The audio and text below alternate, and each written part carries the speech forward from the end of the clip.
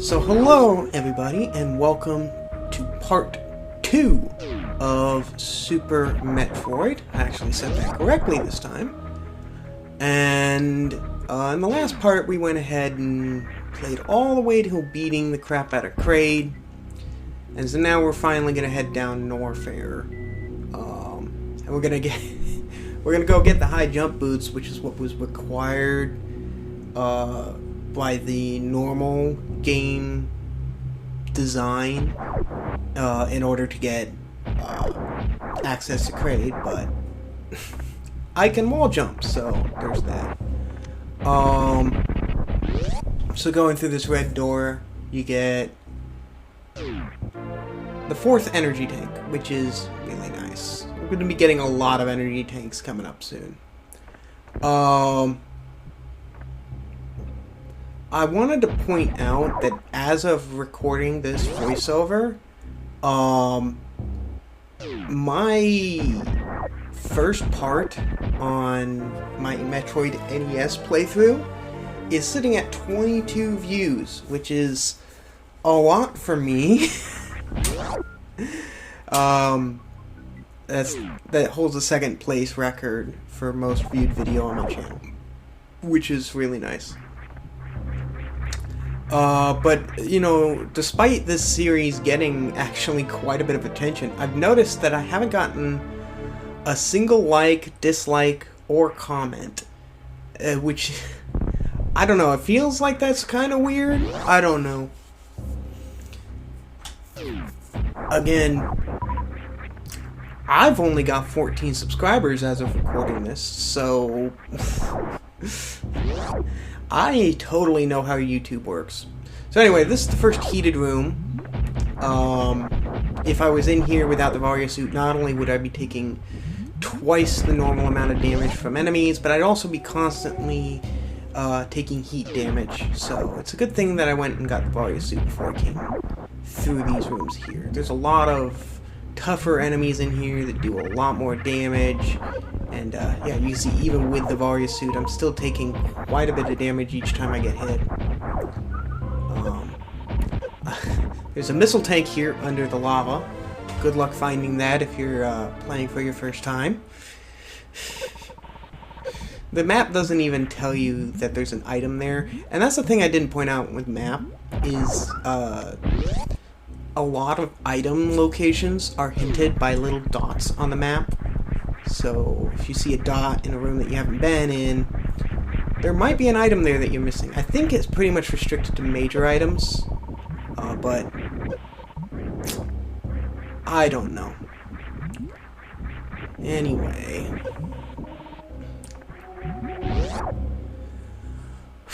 so this area is called Bubble Mountain. I'm sure you can tell why. It's there's a lot of bubbles. So we get another missile tank here. The maximum missile for this game is still 250. No, actually no, it's 230 actually. So it is slightly less than the previous games. But every missile tank gives you 5 missiles, and you don't get missiles from defeating the bosses like you do in the NES games. So that means there's a lot of missile tanks. A lot more missile tanks than there are in previous games. This game has a lot more items in general compared to the previous 2 games. Every upgrade, I believe, including major upgrades, counts as 1% of the items, so that means there's 100 items in total throughout the entire game. And yeah, that's a lot of things to keep track of and make sure that you pick up. This room, the lava will slowly rise. As long as you're decently quick with platforming, you should be fine. And then you got this next room here, which is, well, you gotta ride these platforms and make sure you morph under those spikes. A lot of Norfair here is filled with puzzle rooms, you know, rooms that have like it's not just a straight hallway that you go through and then you make it from one end to the other.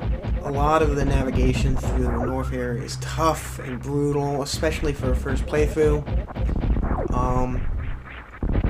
But Norfair is actually laid out way more logically in this game compared to the NES game. And obviously it helps to have a map. So here we're going to actually break another sequence, if you're not tired of me already breaking sequences. There's this missile here that you're supposed to be able to get, but there's also a pit here that sort of normally prevents you from getting the item over here. But I can wall jump. You can wall jump over the edge. All you really need is high jump to get up here. And this leads to the next beam upgrade. Wave Beam, which if you'll remember from the previous two games, I mentioned it was a beam that allowed you to shoot through walls. It lost a lot of distinction in the second game because aside from Ice Beam and your default Power Beam, every beam could shoot through walls in that game. So the Wave Beam itself wasn't particularly useful in that game, but here it's the only beam that shoots through walls, and you see I'm using it to shoot the enemies that are in the floor. It's really nice. It also allows you to hit those one-way gates from the other side, which we're going to be using to break another sequence. A lot of this game is... it's not broken in the sense that the devs didn't really put time into planning it. It's broken in a sense that people have been playing this game for so long that they've figured out ways to literally fight all the bosses in reverse order and still beat the game within like 2 hours. It's insane. So, you know, if I can do a few of the things that they can do, you know, I'll do that. Also, I spent some time there grinding my health back up because I was starting to get a bit low. In this room, you just want to hold right and keep running, and you'll make it to the end. But make sure you don't go through the door without shooting the ceiling here to get this missile tank first, because it's going to be a pain to get the missile tank later if you don't. So going through this door, I realized that both the Wave Beam and this item are classic item behind red door items. So Speed Booster here is, well, it's satisfyingly powerful. It makes it to where when you run long enough, well, this happens. And you can bolt directly through everything. You smash every enemy in your path. You smash through special speed blocks and other blocks. Just everything in your path. It is very, very satisfying. The downside is you can't just use it anywhere. And it has some other tricks to it, but speaking of tricks, I'm going to do another trick here called Infinite Bomb Jump. And it takes me a little while to set it up, but what you do is you place a bomb and then place a second bomb right before that bomb's going to blow up, and then you get into this cycle here where you're just placing a bomb slightly above where the last bomb was, and it will slowly push you up infinitely. Downside is it's slow. If you miss time one button press, you fall all the way back down, and if you get hit by an enemy, you fall all the way back down. So there are definitely more preferable ways to gain height, but it lets you get into this room early. And in case you're worried, no, there is more than just a missile tank in this room. I didn't take the time to show off that trick just to get a missile tank. There's a secret room behind the secret room, which is sort of brilliant. Also, Charge Beam here. You got these enemies that are normally immune to your normal shots, but take damage to your Charge Beam shots. So you can use a Charge Beam to destroy them. There's a missile tank there hidden in one of the platforms, which is weird. Some of the item placements in this game are just weird. Like, who would have thought check that spot? And here's the second reserve tank. And it was at this point that I realized, oh yeah, I wanted to show off the inventory that this game has. So I went ahead and brought up the inventory, and you can see you can go ahead and enable and disable whatever upgrades you want to. You can turn off and turn on Varia Suit, and here you can manually use the energy in the reserve tanks. So there's that. In fact, I'm going to be using that menu later in this video, basically towards the end, so keep an eye out for that. So anyway, now that we've got all that, it's time to head back down this path, because while the game's flow, the intended path would say go back, get another upgrade, and then head all the way back up that red tower that I fell down to get here, so that I can get one other upgrade. Since I got Wave Beam early, I can just head down here and shoot this gate from the opposite side, and proceed into an area that I'm not really supposed to be in yet. As you can tell, you got enemies doing 40 damage when while I'm wearing the Varia suit, so it's a pretty nasty place here. But I'm decently good at this game, I think. So heading down this room, you have another boss. This is not one of the core 4 bosses, but this is still an interesting boss. This is Croco Meyer. And Croco Meyer has infinite health. You cannot kill him by dealing direct damage to him. Instead, he moves backward every time you hit him, and the amount of distance he moves back is based on how much damage you do. So basically, you just have to hit him enough to knock him all the way to the back of this room here where that bridge is. And the bridge is way too weak to hold Croco Meyer. And so he steps on it, the bridge collapses, and he falls into the lava. Interesting thing about this lava here is it deals way more damage than the lava in the previous rooms do. And you can tell that it's different because it has different graphics. You can see those bubbles heading over to the left. Instead, I decided to head over to the right and wall jump up this wall to get this energy tank early. Please note those blocks on the ceiling. They're going to have importance shortly. But yeah, that's the 5th energy tank. So we've already got the same amount of energy that we ended the second game with, and that we ended the first game with, because I didn't gather a 6th energy tank for that game. Anyway, so Croco Meyer comes back from the dead, and he is ready to rumble! Alright.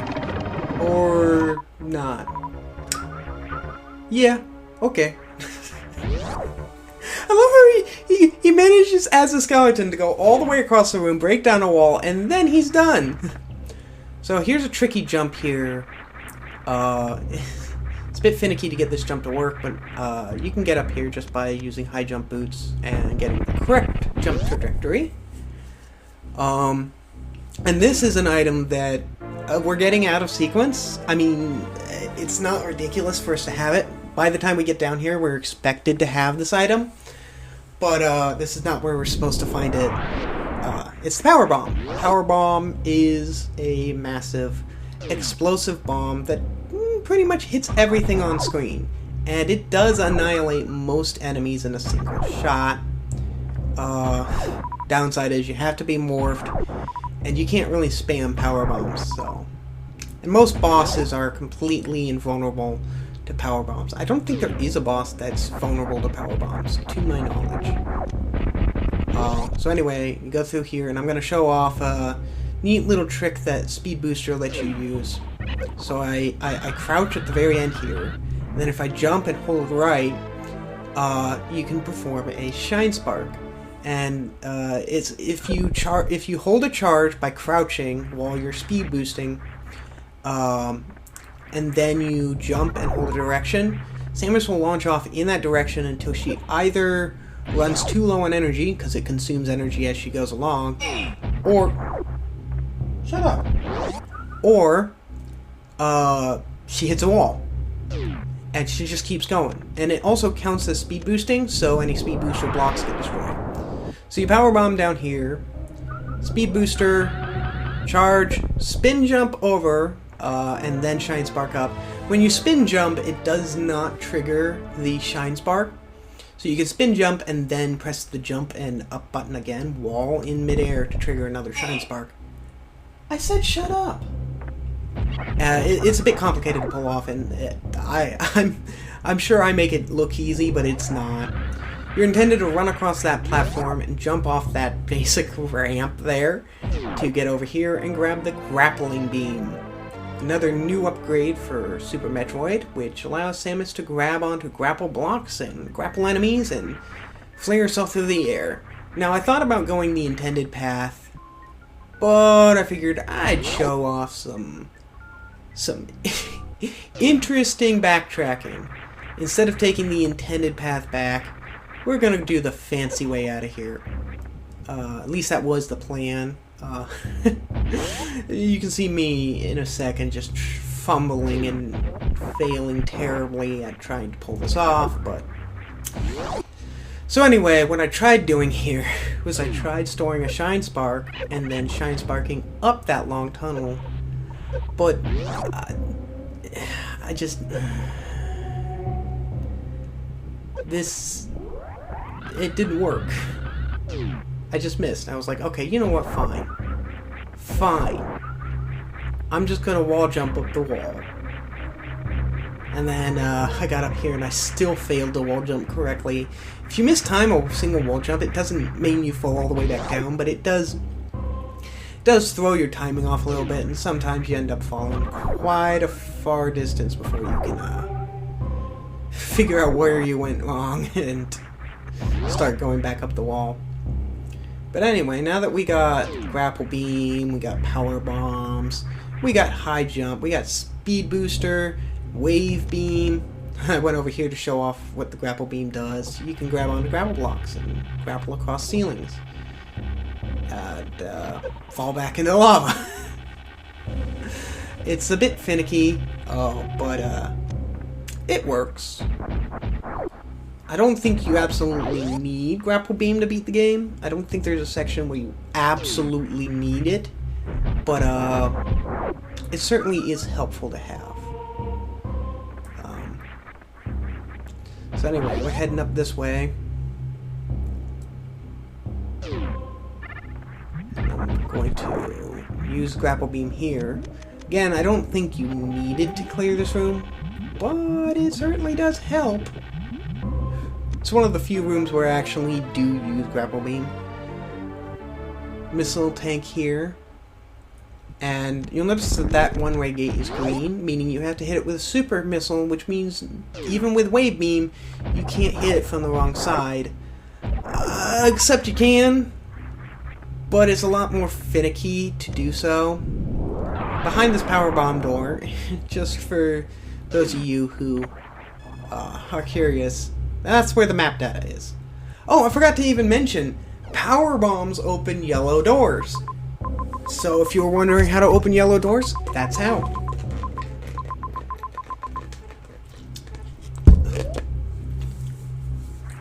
There's another element to power bombs that I forgot to show off in this video. But if you have a singular beam, like just Spazer or just Wave or just Ice or just Plasma Beam equipped with the charge beam, and you select power bombs and then charge your beam up to full, it has a special supercharged effect that varies between beam to beam. It's not particularly required, but it certainly is powerful in certain aspects. So anyway, we're heading into this room here. This is Ice Beam, the last beam we're going to see for quite a while, and it does exactly what it used to do. It freezes enemies. But one thing the Ice Beam in this game does differently is if an enemy is not going to die from the shot, it will not freeze the enemy. Unless the enemy can't be killed by the beam, like these guys here. But if the enemy would die from the shot, it freezes it instead, and then the next shot kills it. which is a lot more useful than just freezing and unfreezing an enemy, or freezing and holding the enemy still. I was trying to like jump, morph midair, and place a bomb, but then I decided, you know what? Power bombs. Power bombs break bomb blocks, so you might as well. And for those of you who are screaming because you know that there's a missile that I'm missing here, I will come back for it later, assuming I remember. I should remember. I'm gonna remember. But we're gonna head back because the next step is to take on the second major boss, and I want to be as prepared as I can for that. So there's a bunch of stuff I gotta go find and collect. Excuse me. For that. By the way, I was listening back to some of these just to see how the audio sounded. If you're wondering what that fan sound, that like fan sound behind me is, that's my mini fridge. It has a miniature fan in it that blows and it makes noise. So here you use power bombs to go through this wall and open that door. And here's another one of the few rooms where I actually use Grapple Beam, if I come here this early in the game. There's another major upgrade in this room, although I say major with quotations. It's not required at all to beat the game, and most people that are speedrunning the game or are just doing like any percent where they just play through the game without worrying about collecting all the items, most people that do that don't bother with this item because it's not necessary, and it actually can slow you down on a speedrun. But it's an upgrade, and if you're playing for the first time, you might want to collect it. It's the X-ray scope. And what the X-ray scope does, as you'll see in just a second, as soon as I equip it, you hold the run button, and it shows you hidden paths and stuff. The problem is, because it's tied to the run button, if you're cycling through your equipment instead of just, disabling your equipment when you want to, because there is a button to just disable all of your sub-equipment and switch just right back to your beam, but I rarely ever use it. But if you're toggling and you forget that you have X-ray scope, or you don't toggle enough, and you go to start running, it just starts scanning instead. You're like, no, I didn't want this, I wanted to run. But regardless, leaving this room, you need to use a power bomb to get back out. Those enemies in that room, the little fireflies, that when they die the room darkens a bit, they always drop power bombs unless you're maxed out on power bombs. So there's that. Using high jump and ice beam. I mean, you don't need ice beam to get up this shaft if you know how to wall jump properly. But using ice beam makes it a lot easier. You can destroy those rippers, by the way, with super missiles. So as long as you got enough supers, you don't need ice beam to get up here. But you also got to be good at wall jumping, and wall jumping fast. So anyway, you'll notice that the door behind me turned into a powerbomb door. That is because this is where you're intended on a first playthrough to find power bombs. You're supposed to go get ice beam, high jump, speed booster, and then come back up here, get power bombs, and then go all the way back down to Norfair to go get Grapple Beam. I just shortened the trip. So this is where you're supposed to get power bombs, which is certainly nice. Anyway, so you place a power bomb in the spot where you find the power bombs, and oh, surprise! There's a missile behind the power bombs. There's a lot of missile tanks in this game. I don't know if I've already told you guys that. Shut up! My phone won't shut up. Anyway, so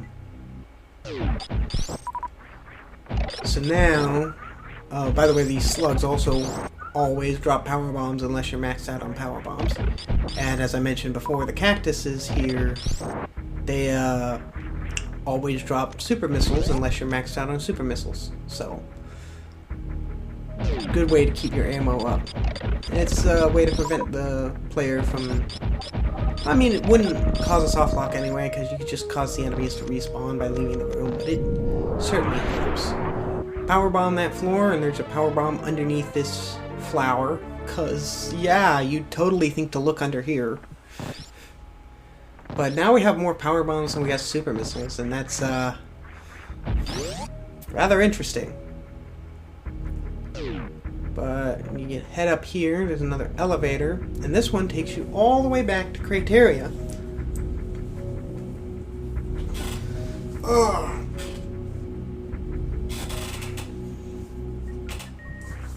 And you use power bombs to open this door here.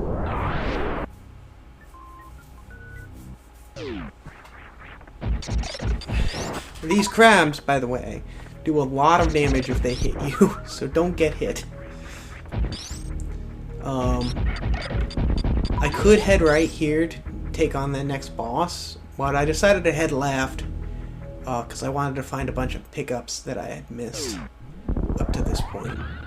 And hey, this looks familiar. Huh. We're back at the beginning of the game. Roughly speaking.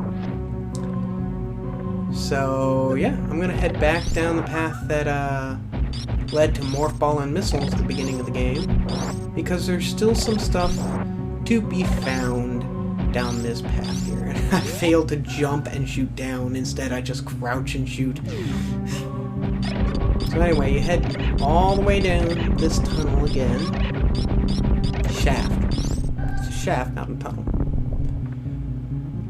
And you can bomb that wall, and there's a power bomb door here. And you're led to a decently annoying room here. You gotta freeze all of these guys here, and then run across them to build up a to build up a charge for your Shine Spark, and then you can Shine Spark up to get the super missile. But if one of those guys unfreezes, or you don't get a long enough head start, or you fail to get a charge, you have to go ahead and freeze them all over again. And if they unfreeze, and you manage to freeze them but end up underneath them, you're stuck under them until they unfreeze, and you're taking constant damage from the lava, which could be dangerous, possibly even deadly. So, be careful. So coming back into the old Mother Brain room, if you bomb the center of Mother Brain's old canister, you find that there's a secret under it. Apparently Mother Brain was holding out and hiding one extra missile tank underneath its container. Pretty sure Mother Brain is just a computer, so like... I don't know. I'm just here to play games. Show off games and gaming skills and stuff like that. And help people who are playing these games for the first time actually understand what they're doing. So anyway, we're back at the Retro Windstar, as it's referred to. And yeah, not much has changed. It's the exact same room layout. However, we have a whole bunch of new upgrades that we didn't have when we came through here the first time. So, I'm going to show off some secrets.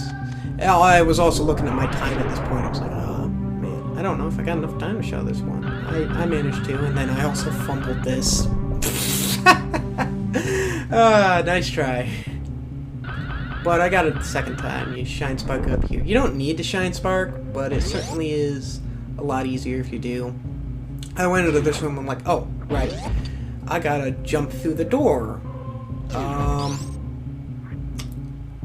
And I failed to do it multiple times. There's invisible platforms up there, and I should have shown them off with the X-ray scope, but I didn't think to, because I usually am good at this.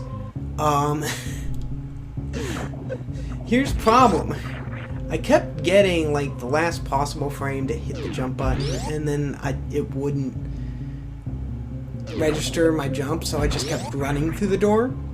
And at a certain point, I just got so tired of it that I just went ahead and brought up my inventory and just straight up disabled my high jump boots, because that's what's really messing me up here. Like I got the jump perfectly, but because high jump boots were enabled, I didn't get enough horizontal distance. I got too much vertical distance, so I went into my menu, disabled high jump boots, and then tried again. And I managed to do it. So there you go. That's another reason why you might consider disabling certain upgrades, because sometimes they can be more annoying than helpful. But all that effort for one missile tank? Come on. Really? That seems rather lame to me. Oh. Okay. Yeah, that more than makes up for it. Okay, but that's all the time I have for this part, so I have no choice but to see you guys in part 3, and again, better comment